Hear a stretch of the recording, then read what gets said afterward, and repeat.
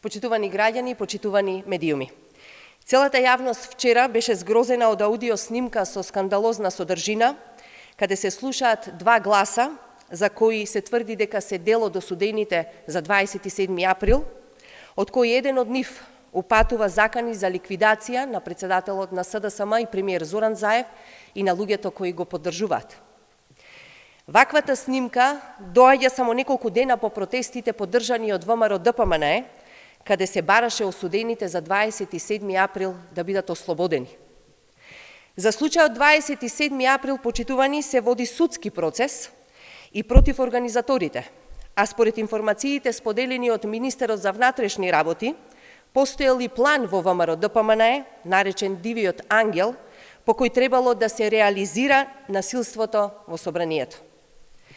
На протестот со иста сценографија, како онај на 27 април во 2017 година, со истиот хушкачки наратив, кој потикнува омраза и поделби, Христијан Мицкоски ги нарече осудените за крвавиот четврток уставобранители.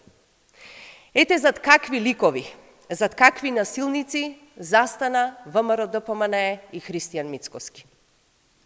Мицкоски и ВМРО-ДПМНЕ бараат слобода за овие луѓе, осудени насилници кои се закануваат дека ќе го повторат насилството, се закануваат со убиства. Тие кои посегнаа по животите на пратеници, новинари, луѓе од собраниските служби, кои претепаа пратеник кој заврши во кома, тие Мицкоски ги нарекува уставобранители. Насилници не се и никогаш нема да бидат уставобранители. За сите овие години, предводена од Мицкоски, ВМРО-ДПМНЕ, почитувани, покажа дека е само партија која брани криминал, брани насилници, шири лажни вести и блокира важни процеси.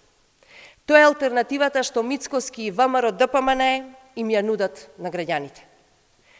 Додека СДСМ работи на демократизација на општеството, на интеграција и економски развој, ВМРО-ДПМНЕ е на браникот на криминалот и работи спротивно на интересите на граѓаните и државата.